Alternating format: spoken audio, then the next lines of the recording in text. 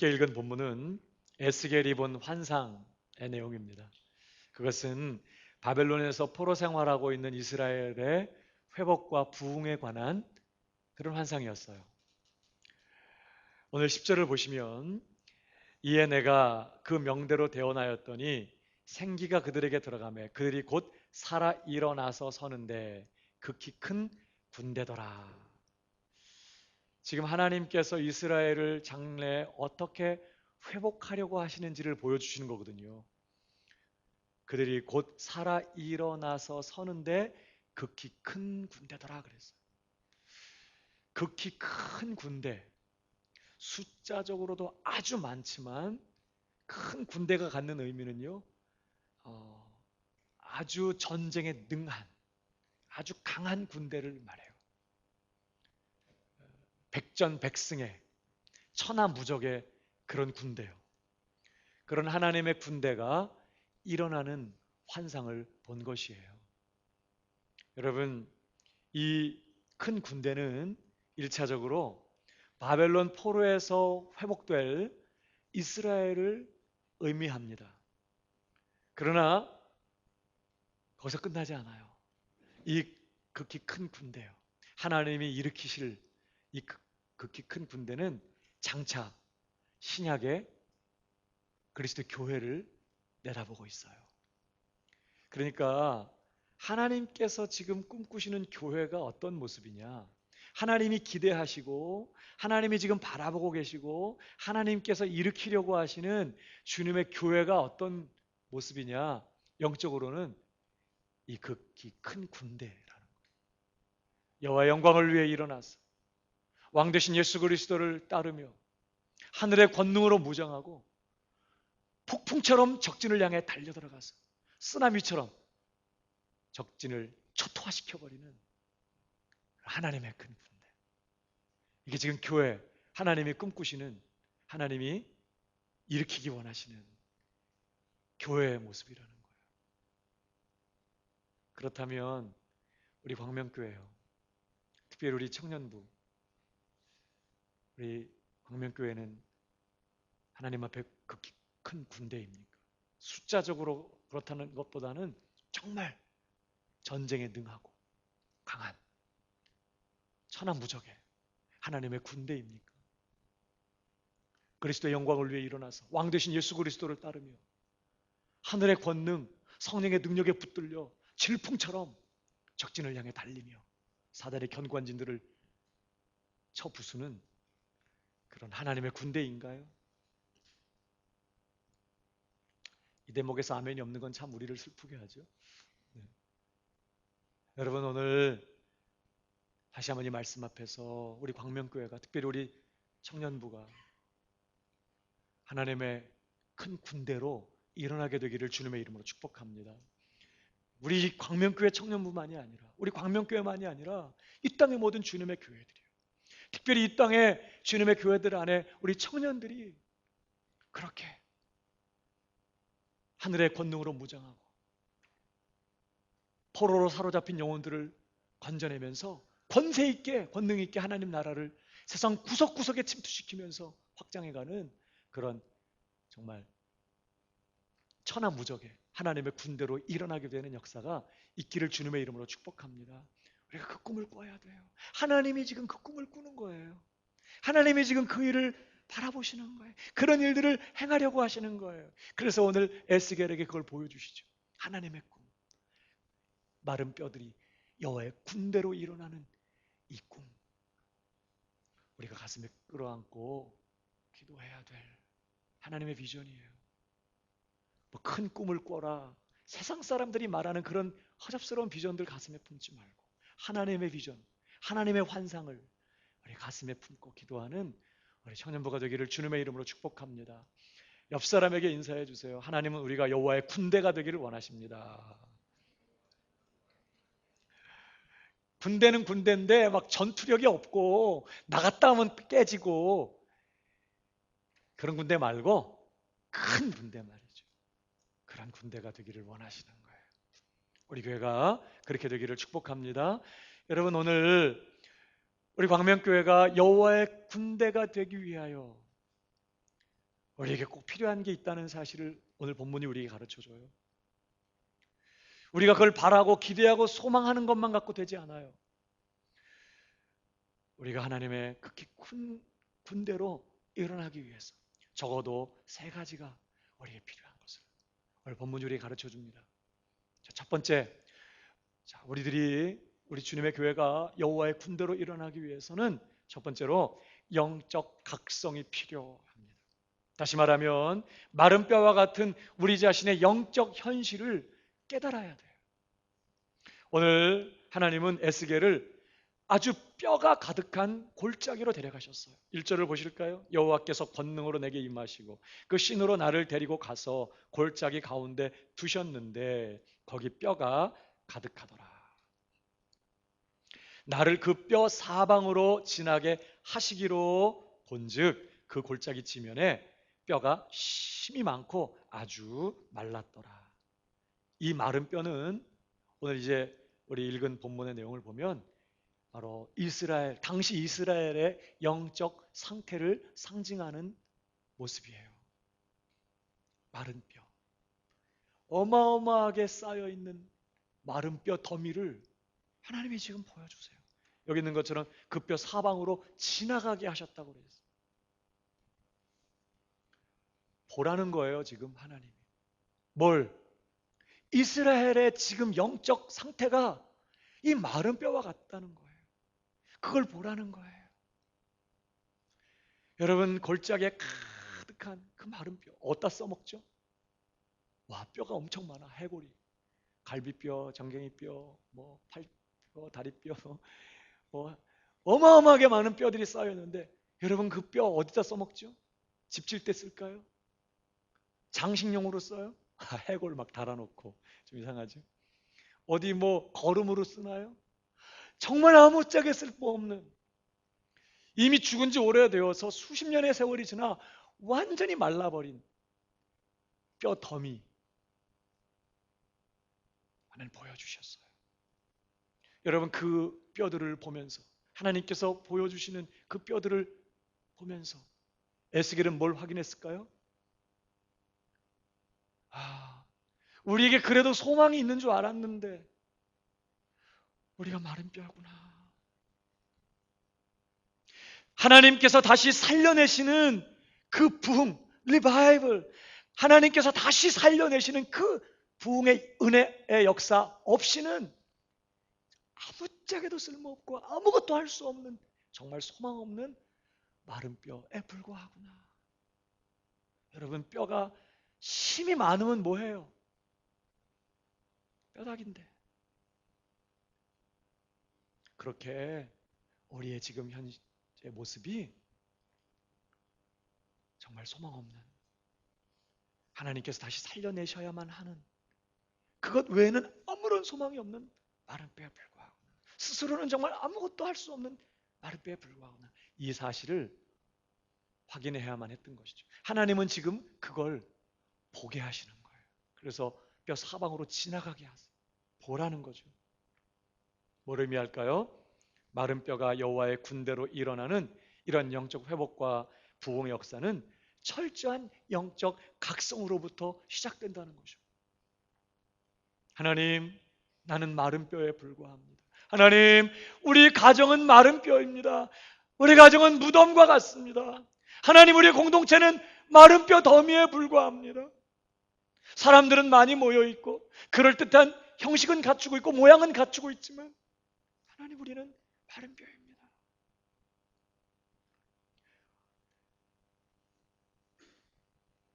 내겐 생명도 없고 능력도 없고 구원의 감격도 없고 열정도 없고 뜨거운 사랑도 없고 넉넉히 죄를 이기고 사명 감당할 힘도 없고, 하나님, 우리는 마른 뼈입니다. 하나님께서 다시 살려내시는, 하나님께로부터 임하는 그 부흥의 은혜가 절대적으로 필요한 우리는 마른 뼈입니다. 여러분, 이 철저한 영적 각성이요, 우리가 아무런 소망 없는 마른 뼈에 불과하며 전적으로 하나님의 다시 살리시는 부흥의 역사 외에는 아무런 소망이 없는 그런 마른 뼈에 불과하다고 하는 사실을 깨닫는 이러한 영적인 각성 없이 부흥 불가능하다는 거예요.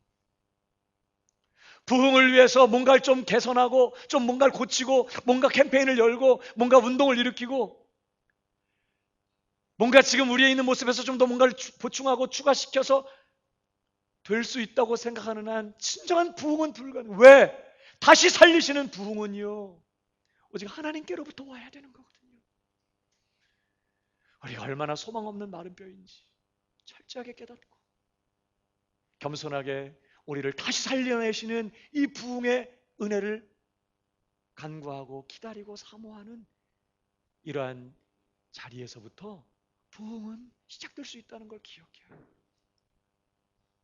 라오디게아 교회, 아시아 일곱 교회, 요한계시록에 있는 아시아 일곱 교회 중에 라오디게아 교회처럼 그들은 실상 하나님 앞에서는 영적으로 곤고하고 가련하고 가난하고 눈멀고 벌거벗은 상태에 있으면서도 나는 부자라 부유하여 부족한 것이 없도다 하고 있는 동안에는요, 절대 마른 뼈가 여호와의 군대로 일어나는 이런 진정한 리바이벌, 부흥은 기대할 수 없어요.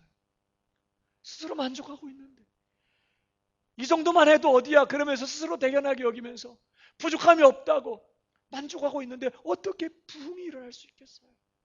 부흥은 처절하게 심령이 가난해질 때 하나님, 우리가 마른 뼈입니다. 이대로는 안 됩니다.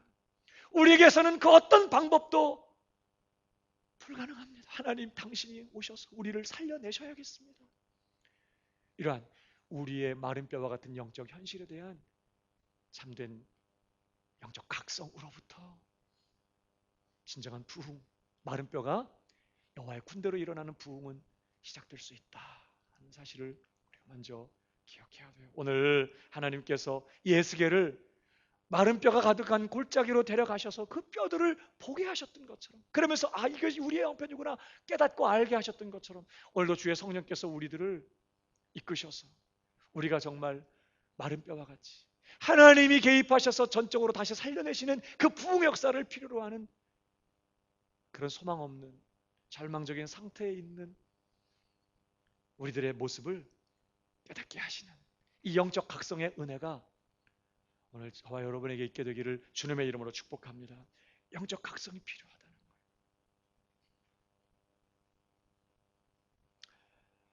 두 번째, 마른 뼈가 다시 일어나는 부흥을 위해서, 마른 뼈가 다시 여호와의 군대로 일어나게 되는 이 부흥을 위해서 두 번째 필요한 것은요, 하나님의 말씀이 선포되어야 한다는 것입니다. 3절을 보실까요? 그가 내게 이르시되 인자야 이 뼈들이 능히 살겠느냐 하시기로 내가 대답하되 주 여호와여 주께서 아시나이다. 또 내게 이르시되 너는 이 모든 뼈에게 대언하여 이르기를 너희 마른 뼈들아 여호와의 말씀을 들을지어다. 여러분, 지금 하나님께서 마른 뼈에게 말씀을 선포하라고 명령하세요. 에스겔아, 너 마른 뼈들에게 말씀을 대언해라. 무슨 말씀을 대언하라고 말씀하세요? 5절, 주 여호와께서 이 뼈들에게 말씀하시기를 내가 생기로 너희에게 들어가게 하리니 너희가 살리라. 너희 위에 힘줄을 두고 살을 입히고 가죽으로 덮고 너희 속에 생기를 두리니 너희가 살리라. 또 나를 여호와인 줄 알리라 하셨다 하라. 오, 이 마른 뼈들에게 하나님 말씀 선포하라는 거예요. 하나님이 너희를 다시 살려내실 것이다. 하나님의 말씀을 선포하라는 거예요. 그래서 7절에 이에 내가 명을 쫓아 대언하니, 마른 뼈들에게 말씀을 선포했어. 병수 형제, 문 좀 닫아 주세요. 펄럭거리고.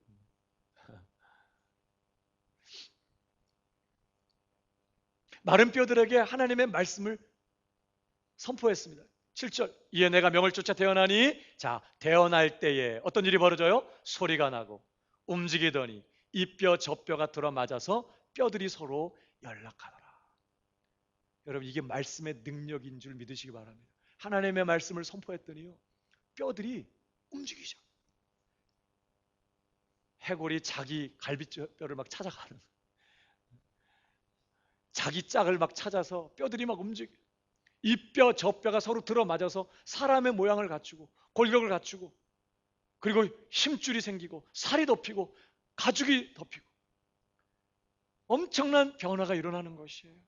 힘이 마른 뼈들이 말이죠. 여러분 생각해 보세요. 마른 뼈가 어때요? 말씀을 들을 감각 기관을 이미 상실했어요. 지금 이 변화의 역사는요, 마른 뼈가 말씀을 듣고 이해하고 우리를 부르네? 그래서 그 말씀에 반응하겠다고 결정해서 된 일이 아니었어요. 전적으로 하나님의 말씀이 이 변화와 이 역사를 일으킨 거죠. 하나님의 말씀이요. 여러분 히브리서 4장 12절을 보십시오. 하나님의 말씀은 살았고 운동력이 있어 좌우의 날선 어떤 검보다도 예리하여 혼과 영과 및 관절과 골수를 찔러 쪼개기까지 하며 또 마음의 생각과 뜻을 감찰하나니. 하나님의 말씀은 살았고 운동력이 있어. 여러분 하나님의 말씀에는 능력이 있어요. 운동력이 있어요. 창조의 능력, 구원의 능력, 치료의 능력. 예수님도 병을 고칠 때 말씀으로 고쳐요. 하나님께서 세상을 창조할 때 말씀으로 창조해요. 회복과 부흥의 이 역사가 이 말씀의 능력으로부터 시작돼요. 여러분 마른 뼈가 여호와의 군대로 일어나게 되려면 하나님의 말씀이 줄기차게 선포되어야 한다는 거죠. 여러분 창세기 1장에 보면 태초에 하나님이 천지를 창조하시니라 그래놓고 처음 그 창조되던 때의 상황을 이렇게 말해요. 땅이 혼돈하고 공허하며 흑암이 깊음 위에 있고 그랬어요. 정말 아무것도 없고 무질서하고 텅 비어있고 칠흑같이 어두운 그런 상태에 있었습니다. 그런 곳에서 하나님께서 창조를 시작하세요. 어떻게 해요? 빛이 있으라. 하나님이 가라사대 빛이 있으라 하심에 어떤 일이 벌어져요? 빛이 생겨나요. 빛이 만들어질 어떤 요소도 존재하지 않아요. 하나님께서 말씀을 던져서 말씀을 선포해. 빛이 있으라. 그러자 빛이 생겼어요. 중요한 건 그 빛이 하나님 보시기에 좋았더라.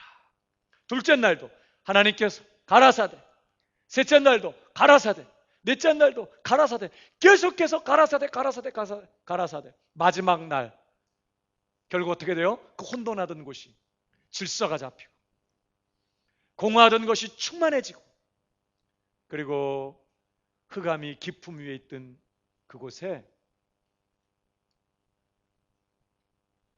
하나님이 보시기에 심히 좋았더라. 이 역사가 일어나요. 이게 말씀의 능력이에요. 아무것도 없는 무질서하고 텅 비어있고 흑암한 그곳에 하나님의 말씀이 선포될 때 이런 일들이 일어나더라는 거예요. 사랑하는 여러분, 마른 뼈가 여호와의 군대로 일어나는 역사가 있기 위해서는요, 반드시 하나님의 말씀이 선포되어야 합니다. 하나님의 말씀이 필요해요. 우리가 모일 때마다 여러분이 강단에서는 줄기차게 하나님의 말씀이 쏟아져야 돼요. 여러분이 듣고 싶은 말씀이 아니라 여러분이 듣고 싶은 말씀이 아니라 여러분이 들어야 할 하나님의 입에서 나오고 있는 그 말씀이 이 강단을 통해 여러분의 심령에 여러분의 삶에 계속해서 선포되어야 하는 것이에요. 여러분 오늘 예배 오기 전에 말씀을 위해서 얼마나 기도하고 오셨어요? 벌써 예배 시간 다 됐네. 빨리 가야지. 정신없이 오셨나요? 오시냐고? 혹시 아무 생각 없이 오셨어요? 여러분 이 시간 하나님의 말씀이 들려지지 않는다면 단순히 설교가 아니라 그 설교를 통해 내게 주시는 하나님의 말씀이 내 심령에 부어지지 않는다면 하루를 한 주간을 살아갈 능력이 우리에게는 없거든요. 우리는 하나님의 말씀이 우리가 들어야 될 살아계신 하나님의 말씀이 줄기차게 선포되고 증거되는 이 역사가 있기 위해서 우리는 기도해야 돼요. 특별히 말씀이 선포될 때 여러분은 아멘 아멘 하면서 오늘 내게 주시는 하나님의 말씀으로 그 말씀을 받아야 합니다. 데살로니가전서 2장 13절을 한번 보십시오. 같이 한번 읽어볼까요? 시작. 우리가 하나님께 쉬지 않고 감사함은 너희가 우리에게 들은 바 하나님의 말씀을 받을 때에 사람의 말로 아니하고 하나님의 말씀으로 받음이니 진실로 그러하다. 이 말씀이 또한 널 믿는 자 속에서 역사하느니라. 말씀이 역사하느니라. 여러분, 하나님의 말씀이 역사해요. 우리가 그 말씀을 갖고 어떻게 하는 게 아니라 말씀이 제대로 뿌려지면 그 말씀이 역사를 일으켜요. 그래서 지금 바울이 뭘 감사했어요? 너희가 말씀을 받을 때 사람의 말로 받지 않고 하나님의 말씀으로 받았다. 그러면서 이 말씀이 또한 어디서? 믿는 자 속에서 역사. 똑같은 말씀이지만 돌밭에 떨어지고 길가에 떨어진 말씀은 아무 일을 일으키지 않아요. 좋은 밭에 떨어진 말씀이 30배, 60배, 100배로 열매 맺는 것처럼 하나님의 말씀을 들을 때 그냥 비껴 듣고 흘려 듣고 남의 말처럼 듣고 나와 관계없는 말로 듣는 것이 아니라 저 말씀 오늘 내게 주시는 하나님의 말씀이야. 저 말씀을 내게 하나님이 오늘 주고 계셔. 저 말씀대로 내 삶에 하나님이 하실 거야. 나는 저 말씀을 쫓아갈 거야. 오늘 내게 주시는 하나님의 말씀으로 그 말씀을 아멘 아멘 하며 받을 때, 믿는 마음으로 받을 때 그 말씀이 역사를 일으킨다는 거예요. 사랑하는 여러분, 말씀 잘 받으시기를 주님의 이름으로 축복합니다. 말씀을 하나님의 말씀으로 받아요. 여러분, 말씀을 즐기는 사람이 되지 마십시오. 요즘은 말씀의 홍수 시대예요. 인터넷이 워낙에 잘 되어 있고 아주 유명하고 훌륭한 목사님들의 설교가 엄청나게 쏟아져 나와요. 그러다 보니까 사람들이 그냥 설교를 듣는데 너무 익숙해졌어요. 감상하는 것이에요. 너무 좋아. 맞아. 그 설교 들으면서 은혜 받고 말씀을 깨닫고 여기에 너무 즐기는 거죠. 그런 것을.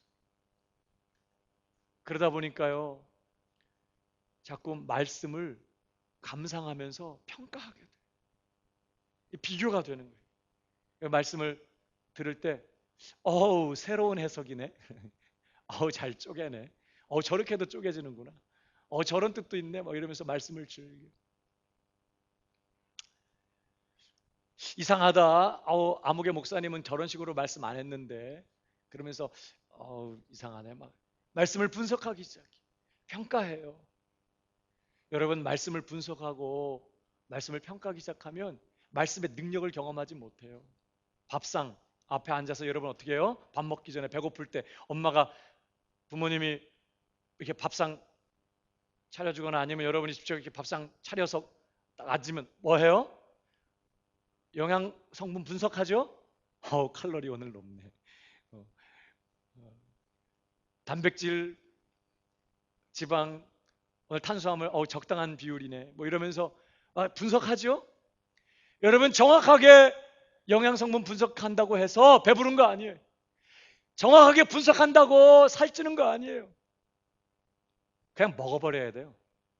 분석 그런 거 하지 말고 그냥 나를 위한 오늘 식탁이구나. 그러면서 감사하게 그냥 먹어버려야 되는 거예요. 여러분 하나님의 말씀도 마찬가지. 말씀은 먹으라고 주신 거예요. 하나님의 입에서 나오는 모든 말씀으로 살 것이라 떡으로 사는 거 아니에요. 그러니까 말씀은 먹으라고 주는 양식이거든요. 분석하지 말고 감상하지 말고 빨갛네, 크네, 따뜻하겠네. 분석하고 감상하고 있지 말고 먹어버려야 돼. 내게 주신 양식이야. 어떻게 먹어요? 꿀꺽꿀꺽이 아니라 아멘 아멘 하고 먹어요. 그래서 제가 산부 예배 때 걱정되는 거예요. 아멘을 별로 안 해. 먹는지 안 먹는지. 그러니까 안 먹는 것 같으니까 한 말 또 하고 한 말 또 하고 큰 소리로 하고. 그래도 안 먹은 것 같으니까 다음 주에 보자 막 이러면 여러분 말씀이 떨어질 때 말씀 잘 먹어야 돼. 아멘 아멘 하면서. 야 너 왜 이렇게 요즘 뺏싹 말랐냐. 밥을 안 먹어? 너 요즘 아파? 우리 엄마가 음식을 겁나 맛없게 하네. 음식이 너무 싱겁고 입맛에 안 맞아. 그래서 요새 밥을 먹을 수가 없어. 여러분 밥 맛있게 하는 그분이 하는 밥이나 맛없게 하는 우리 어머니가 지금 밥이나 다 똑같은 쌀이에요. 똑같은 반찬이 근데 양념을 어떻게 하냐에 따라 어떤 건 좀 맛있고 지금 더 덜 맛있고 그래요. 여러분, 덜 맛있어도 잘 먹으면 살찌고 건강해지고 에너지가 생겨요. 건강한 사람은 음식 맛에 관계없이 막 잘 먹어요. 저는 여러분의 영적 식욕이 왕성해지게 되기를 축복합니다. 막 말씀이 막 땡기고 막 말씀을 먹게 되고. 그 제일 병든 사람이 누구예요? 밥상 앞에서 자는 사람. 딱 한 사람 있어 지금.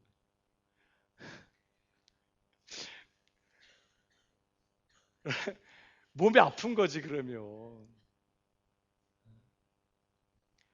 아파도 심하게 아픈 거예요. 저는 여러분에게 영적 식욕이 되돌아오게 되기를 바랍니다. 왕성한 식욕을 가지고 주는 대로 막 받아 먹어. 막. 주려고 하면 벌써 막 공격적으로 던지면 그냥 받아서 먹고. 잘 먹어야 건강해지고 힘이 생기고 그렇게 되는 거예요. 주일에 예배 시간에 말씀 듣는 것만 갖고 안 돼요. 매일같이. 여러분 첫째 날에도 가라사대, 둘째 날에도 가라사대, 매일같이 가라사대 하신 것처럼 매일같이 내 심령에 하나님의 말씀이 선포돼야 돼요. 어떻게 해요? 계속 읽어야죠. 줄기차게 성경 읽고 묵상하고 그러면서 그 말씀 오늘도 내게 주시는 말씀으로 알고 오늘 이 본문은 내게 주시는 말씀이야. 그러면서 아멘 아멘 하면서 말씀을 먹어야 돼요. 매일같이 줄기차게 말씀을 먹어야 돼요. 사랑하는 여러분, 말씀의 부흥이 여러분의 심령에 일어나게 되기를 주님의 이름으로 축복합니다. 말씀이 그래야 부흥이 일어나요. 말씀의 부흥 없이 마른 뼈가 여호와의 군대로 일어나는 일은 불가능해요. 아 진짜 우리 교회 뭐 하루에 성경 10장씩 읽으래. 그게 어떻게 가능해? 밥 많이 차려놓고 밥 먹어 그럴 때 막 불행해해요. 진짜 우리 집은 이상한 집이야. 밥을 많이 먹으래 막. 물론 너무 많이 먹어서 비만하고 막 쓸데없이 밥만 먹고 이러면 좀 문제가 있지만 밥 잘 먹고 그런 건 극히 정상인 거예요. 진짜 우리 교회는 이상해. 왜 하루에 이 좋은 말씀을 10장씩만 읽으래? 난 더 읽고 싶은데 10장씩 목장에 같이 읽어가야 되니까 난 더 못 가. 그래서 그냥 10장. 진짜 교회를 옮기든지 해야지. 여러분 정말 말씀의 맛을 알고 그 말씀이 달고 그 말씀이 맛있고 어떻게 요리를 하든지 그냥 말씀이 당기고 말씀 읽고 싶고 스스로 성경을 펴고 읽고 묵상하고 그 말씀을 말하게 되고 구약의 선지자들 보면 하나님께서 말씀 전하라고 할 때 먹어라. 네가 먼저 먹어버려라. 네 배를 채우라고 그랬어. 그래고 나서 말씀을 전하라고. 그러니까 여러분 세상에 나가서 복음전도 하고 뭐 이러고 전에 우리가 말씀을 많이 먹어야 되거든요. 그러면 나오게 돼요. 오늘 이 사건을 통해서 하나님은 마른 뼈가 여호와의 군대로 일어나는 이 일을 있기 위해서 반드시 우리의 삶에 줄기차게 하나님의 말씀이 선포되어야 된다는 사실을 지금 말씀하고 있어요.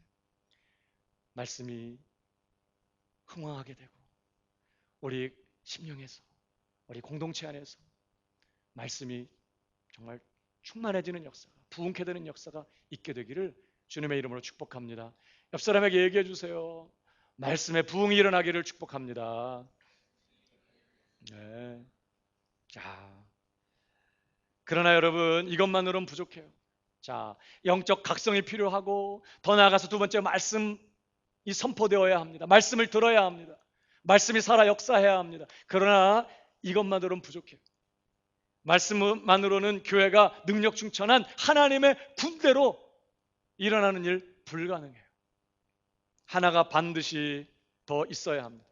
바로 세 번째, 하나님의 생기를 경험해야 돼요. 하나님의 생기를 경험해야 돼요. 8절을 보세요. 자, 말씀을 선포했습니다. 그러자 뼈들이 들어맞고 이 뼈 저 뼈가 서로 연락하면서 서로 모양을 갖추기 시작했어요. 그런데 그 다음 절, 내가 또 보니 그 뼈에 힘줄이 생기고 살이 오르며 그 위에 가죽이 덮이나 그 속에 뭐가 없어요? 생기는 없더라. 이미 하나님께서 말씀하셨거든요. 생기로 너희 속에 들어가게 하리니 너희가 살 것이다. 그래서 말씀을 선포했어요. 근데 막 변화가 일어나요. 힘줄이 생기고 살이 덮이고 사람의 모양을 갖추었어요. 그런데 여전히 뭐가 없어요? 그 속에 생기는 없더라. 생기가 없으니까 자, 흉측한 뼈에 힘줄이 생겼습니다. 살이 돋고 살 가죽이 덮였어요. 사람의 모양을 갖추었습니다. 흉측하던 마른 뼈들이 사람의 아름다운 모습을 갖추었어요. 얼마나 놀라운 변화예요. 그러나 여러분, 생기가 없어요. 무슨 말이에요? 아직도 시체예요. 사람에게 숨이 없으면 아무리 화장을 곱게 해놔도 시체예요. 지금 그들이 아직도 그런 형편입니다. 그 속에 생기가 없는 여전히 시체. 모양은 달라지고 겉모습은 좀 바뀌었지만 여전히 무감각하고 여전히 무력한 죽은 시체에 불과해요. 불행하게도 오늘날 많은 정통적인 교회들이 이런 상황에서 만족하고 있어요. 교회들이 얼마나 말씀을 열심히 가르치고 말씀을 배우고 말씀으로 훈련하고 성도들이 그래서 말씀의 은혜를 받고 그 말씀을 통해 삶의 변화를 경험하고 삶의 질서가 잡히고 경건한 신앙생활의 모양을 갖추어요. 교회들이 조직을 정비하고 아름다운 교회, 조직적인 교회들로 잘 세워져 가요. 근데 문제는 그렇게 말씀의 은혜 받고 말씀 깨닫고 말씀이 좋고 경건의 모양을 갖추고 근데 정작 예배 끝나고 세상에 들어가면 세상으로 나아가면 여전히 무력하고 여전히 무능해. 여전히 죄를 이길 능력이 없어요. 은밀한 죄에 굴복하고 시험에 휘둘리고 유혹에 자빠지고 하나님의 뜻대로 넉넉히 승리하며 살아가는 삶이 거의 나타나지 않아요. 이유가 뭘까요? 그 속에 생기는 없더라요. 모양은 갖추었어. 말씀의 은혜를 통해서 변화를 경험했어요. 경건한 모습을 갖추었어. 그럴듯한 신자의 모양은 갖추고 있어요. 그러나 그 속에 생기는 없더라요. 여전히 무능하고 여전히 무력한 것이에요. 여러분, 여기 생기가 뭐예요? 14절에 보면 하나님께서 에스겔에게 그 생기가 무엇인지를 해설해 주셨어요. 14절 보세요. 다 같이 읽어봅니다. 시작. 너희 속에 두어 너희로 살게 하고, 너희로 살게 한단 말은 극히 큰 대로 일으킨다는 걸 말해요. 내가 또 내 신을, 바로 성령을, 여기 하늘의 생기는 하나님의 성령을 의미하고 있습니다. 그러니까 우리가 말씀 듣고 말씀의 은혜 받고 말씀으로 감동을 받고, 여러분 이것 갖고 만족하면 안 돼요. 많은 성도들이 이걸로 만족하며 살거든요. 오늘 말씀 좋았어. 오늘 말씀 정말 나를 위한 말씀이야. 정말 말씀의 은혜가 오늘 심했어. 막 이러면서 말씀 은혜 받은 걸로 행복해하고 좋아해요. 그러나 여러분, 절대 거기에 머물러서는 안 된다는 거예요.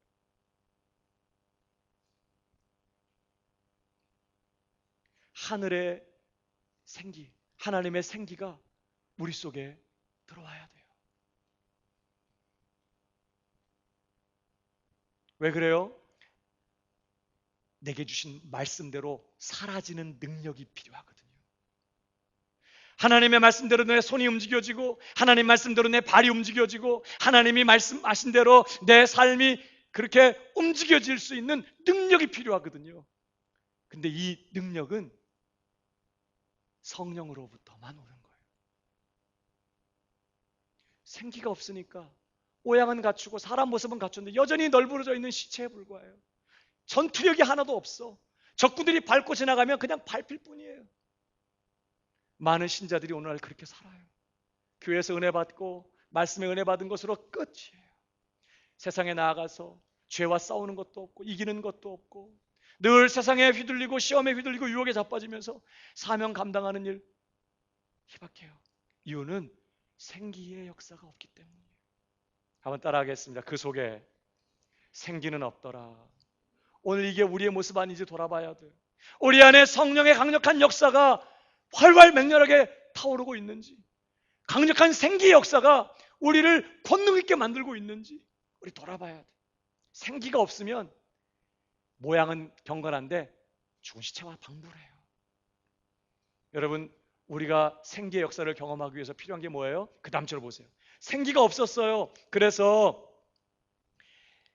하나님께서 또다시 말씀하십니다. 그게 9절이에요. 또 내게 이르시되 인자야 너는 생기를 향하여 대언하라.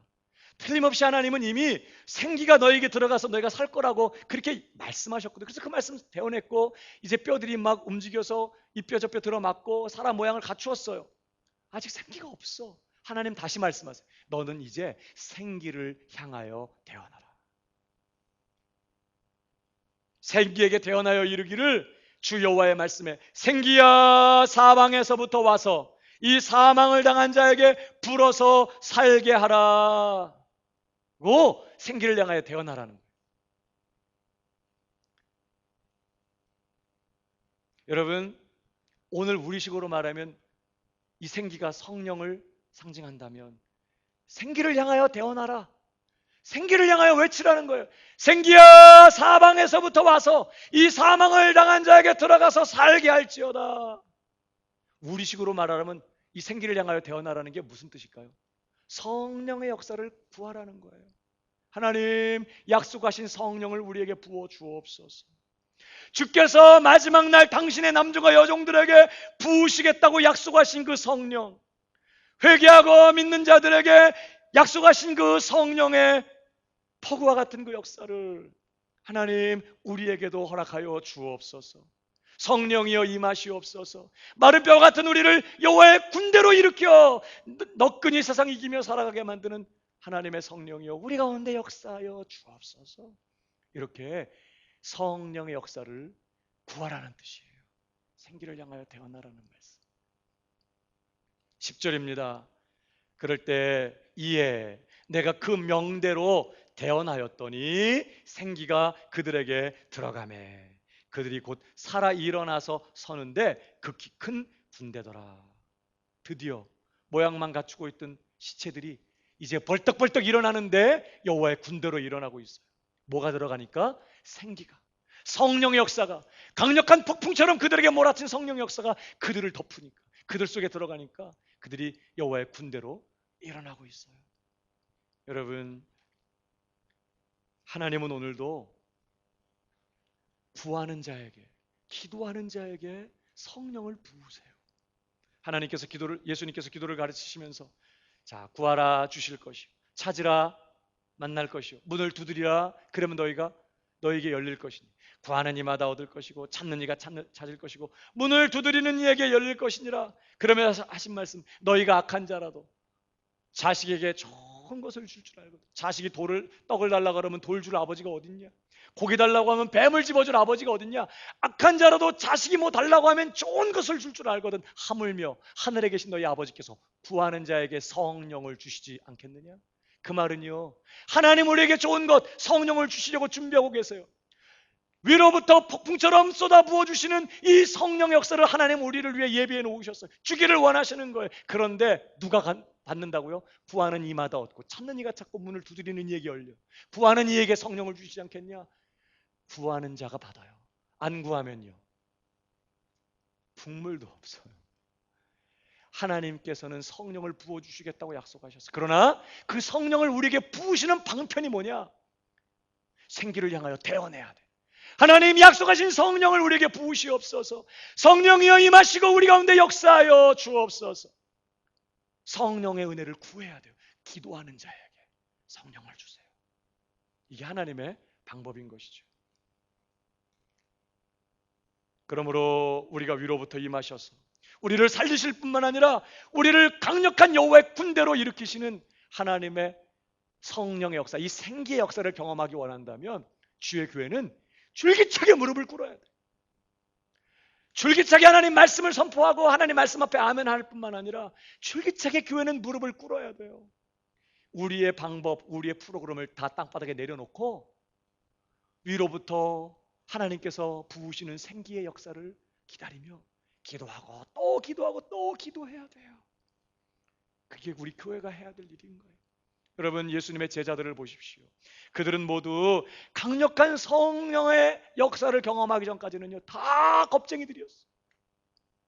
그 중에 대표 베드로를 보십시오. 다른 제자들도 마찬가지지만 이 베드로, 여러분 3년 동안 예수님을 따라다니면서 예수님이 하시는 말씀 다 들었습니다. 예수님의 삶을 다 지켜보았어요. 주님이 행하신 모든 기적들 다 보았습니다. 말씀을 얼마나 많이 들었습니까? 이 베드로 얼마나 열심히 있는 사람인지 몰라요. 다 주님 버리고 떠나도 나 절대 주님 떠나지 않을 겁니다. 주님 배말하지 않겠습니다. 그러면서 정말 열심히 특심한 그런 사람이었어요. 그러나 주님이 끌려가서 신문 당하실 때 그는요 3번이나 예수님을 부인하고 저주까지 하면서 배반하고 말았어요. 한순간에 무너졌어요. 여러분, 베드로에게 말씀이 없었나요? 베드로가 그렇게 무너진 게 그가 말씀에 무식해서 그랬어요? 3년 동안 그는 이 주님의 말씀 다 들은 사람. 심지어 예수님이 그 전에 너 오늘 밤 닭 울기 전에 나 부인할 거라는 말씀까지 들은 사람. 그게 말씀이 있었어요. 그는 성령 역사로 이미 거듭난 사람이에요. 니고데모는 와서 선생님 그러고 있을 때, 랍비여 그럴 때 주는 그리스도시요 살아계신 하나님의 아들이십니다. 성령의 감동으로 신앙 고백했던, 성령으로 거듭난 사람, 예수 믿는 사람이에요. 진실한 신자입니다. 얼마나 뜨겁게 주님 사랑하고 따르려고 하는 사람인지. 주님 배반하지 않겠다는 게 뻥이 아니었어요. 그게 진실한 열심이었어요. 그러나 하나님의 성령이 그에게 부어지기 전까지 그는 아주 연약한 인간, 그 이상도 그 이하도 아니었어요.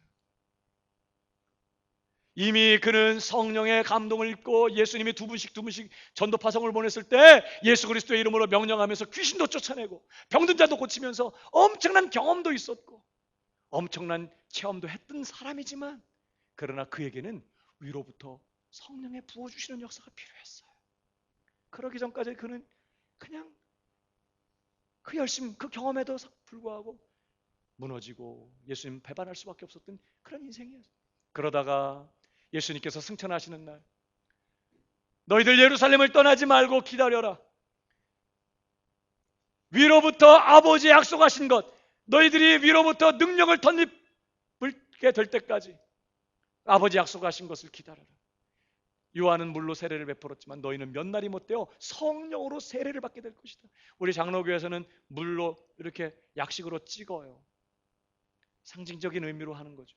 그러나 원래 세례는 어떻게 해요? 물속에 들어갔어요. 완전히 물속에다 집어넣어서 물속에 확 잠겼다가 꺼냈어요. 완전 물에 집어 삼키움 받은, 물로 뒤집어 씌워진. 요한이 그렇게 물로 세례를 베풀었지만 너희는 그렇게 성령으로 세례를 받게 될 것이다. 그 아버지의 약속하신 것을 기다려라. 이 기다리라는 말이 무슨 뜻인지 알아먹었어요. 그래서 베드로가 예수님 승천하신 다음에 제자들과 함께, 소수의 성도들과 함께 한 곳에 모였어요. 그들은 이제 한 곳을 바라보고 있어요. 위로부터 우리들에게 성령을 부어주실 그 약속을 기다리면서 하나님을 바라보고 있어요. 성경에 보면 일주일도 아니고 열흘이나 되는 시간 동안 그들은 뭐 했다고 그래요? 전혀 기도해 있습니다. 하나님, 약속하신 성령을 우리에게 부어 주시옵소서. 회개하면서 가룟 유다의 죄를 회개하고 주님 배반했던 자신들의 죄를 회개하면서 주님 약속하신 성령 부어달라고 기도하고 또 기도하면서 하루, 3일, 닷새, 열흘의 시간들을 보내요. 전혀 기도에 힘씁니다. 그러다가 오순절 아침에 성령께서 폭풍처럼 그들을 찾아오시죠. 그리고 성령 충만을 받은 베드로는 사도행전의 주역이 돼요. 여러분, 그에게 경험이 부족했던 게 아니에요. 말씀의 지식이 부족했던 게 아니에요. 그에게 무슨 노하우가 없어서가 아니었어요. 권능, 오직 성령으로부터 우리에게 주어지는 이 권능, 그 권능이 없었기 때문에 그는 무너질 수밖에 없었던 것이죠. 사랑하는 여러분, 주의 교회가, 마른 뼈와 같은 주의 교회가 여호와의 군대로 일어나기 위해서는 이 생기의 역사가 임해야 돼요. 아무리 말씀의 은혜 받는 것 가지고 기적을 보고 엄청나게 어떤 체험들을 한다고 해서 될 문제, 성령의 부어주시는 역사예요. 여러분, 그 유명한 요한 웨슬레도요, 위로부터 임하시는 성령의 역사를 경험하기 전까지 그는 완전히 실패한 목회자였어요. 너무 힘들고 어려워서 목회 그만두려고 포기하려고 작정했던 사람. 열매도 없고 너무나 힘들고 너무나 어렵고 그래서 목회 그만두려고 그렇게 했던 사람. 그러다가 1738년 5월 24일에 그의 강력한 성령 역사가 부어졌어요. 여러분, 그는 이미 성령으로 거듭난 신자예요. 그는 젊었을 때부터 경건운동을 일으키면서 얼마나 자신의 삶을 그리스도께 드리고 철저하게 거룩하게 사는 삶을 하면서 주님 앞에 헌신했던 사람인지 몰라요. 열심히 부족했나요? 신학적인 지식이 부족했을까요? 그는 이미 거듭난 신자였고 성령으로 거듭난 사람이었어요. 그러나 그에게 위로부터 부어주시는 이 강력한 생기의 역사, 성령의 역사를 경험하게 될 때 그는 교회 부흥사의 획을 긋는 놀라운 사람으로 변화된 것이죠. 19세기의 미국 대부흥의 주역이었던 찰스 핀이요. 그도 역시 성령의 능력을 받기 전에는요, 마음이 냉랭하고 갈등하고 그런 아주 형식적인 신자였어요. 아주 똑똑한 사람이고 아주 교회 생활 열심히 한 사람이지만 아주 차가운 가슴을 가지고 아주 냉담한 회의적인 형식적인 그런 신자였어요. 그런 그가 성령의 뜨거운 은혜를 체험하게 됐을 때 수많은 사람들을 그리스도께로 인도하는 그러한 부흥의 주역이 돼요. 여러분, 지식의 문제가 아니에요. 경험의 문제도 아니에요. 하나님의 생기요, 하나님의 성령. 여러분, 사실 우리 모든 신자 안에는 이미 성령이 와 계세요.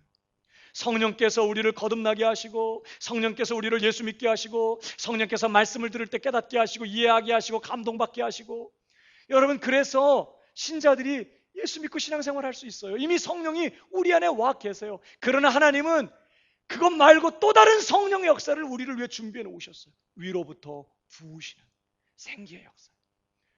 오순절에 베드로가 경험했던, 120명의 성도들이 경험했던 폭풍처럼 쏟아지는 성령의 역사 말이죠. 하나님은 그것을 우리를 위해 준비해 놓으셨어요. 그리고 오늘 그 생기의 역사를 위해서, 그 생기를 향해서 대언하라고 그렇게 말씀하고 계십니다. 오늘날 세상 사람들은 더 이상 기독교에 소망이 없다고 말해요. 더 이상 교회에 별 소망을 두지 않습니다. 더 가슴 아픈 거 뭔지 알아요? 교회를 다니는 성도들도 더 이상 교회가 세상의 소망이라고 생각하지 않아요. 우리 교회가 이 세상의 소망이야. 우리 교회가 살면 이 세상이 살아. 우리 교회 때문에 이 세상은 변화될 거야. 더 이상 교회를 다니는 사람들조차도 교회가 세상의 소망이라고 믿지 않아요. 마치 옛날 바벨론 포로 생활하던 이스라엘 백성들이 오늘 뭐라고 그래요? 우리의 뼈들이 말랐고 우리의 소망이 없어졌으니 우리는 다 멸절되었도다 하는 것처럼 교회 안에 신자들조차 깊은 패배주의에 사로잡혀 있어요. 우리가 뭐 한다고 뭐 되겠어? 더 이상 어떤 기대도 하지 않아요. 우리 교회가 세상을 변화시키는 것 꿈도 꾸지 못해요. 죄인들이 우리 교회를 통해 거룩한 예배자로 변화되고 교회를 통해서 거리가 거룩해지고 술집과 도박장들이 문을 닫게 될 것이고 사악한 죄를 짓던 사람들이 거룩하고 경건한 사람들을 변화될 것이라는 기대를 더 이상 하지 않아요. 그저 나은 사람 교회 왔다 갔다 하면서 종교 생활하는 것에 만족하며 그냥 신앙생활을 견디고 있습니다.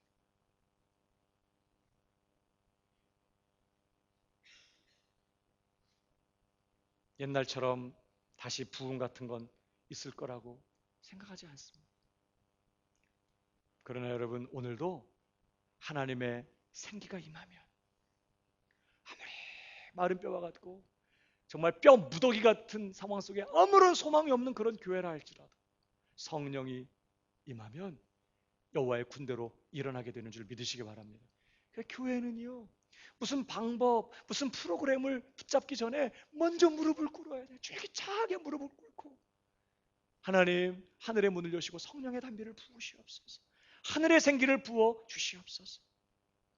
줄기차게 그렇게 부르짖고 기도해야 되는 것이죠. 여러분, 창립 16주년이 다가옵니다. 이제 11월 첫 주일이면 우리 교회 창립 16주년이에요. 벌써 16살 됩니다. 하나님은 우리 교회가 여호와의 군대가 되기를 바라고 계세요. 하나님이 꿈꾸시는 우리 청년부의 모습은 그냥 마른 뼈 같은, 하나님을 알지 못하고 하나님 기뻐하는 것도 없고 죄를 이기고 세상을 이기고 폭풍처럼 적진을 초토화시키는 그런 일도 없는 그런 마른 뼈 같은 무덤. 하나님은 그런 교회를 꿈꾸지 않으셨어요. 하나님, 우리 교회가 여호와의 군대로 일어나게 되기를 바라고 계세요. 그러나 그런 일들이 있기 위해서 적어도 우리에게 세 가지가 필요하다는 걸 오늘 확인해요. 하나는 영적 각성. 우리가 마른 뼈구나. 하나님께서 우리를 다시 살려내셔야 하는구나. 우리가 마른 뼈라는 사실을 깨닫는 영적 각성이 필요해요. 두 번째는 하나님의 말씀이 선포돼야 돼요. 여러분의 심령에 하나님의 말씀이 들어가야 돼요. 우리 공동체 안에 하나님의 말씀이 선포돼야 돼요. 무엇보다 하나님의 생기, 하나님의 생기가 우리 공동체를 덮게 될 때에 우리는 무덤 같은 이 정말 영적 죽음의 현실을 떨쳐내고 여호와의 군대로 일어나 하나님의 영광을 위해 위대한 승리를 쟁취하는 그런 거룩한 공동체가 될 것입니다. 그 일을 위해서 줄기차게 기도하고 부르짖는 우리 광명교회가 되어야 될 줄로 믿습니다.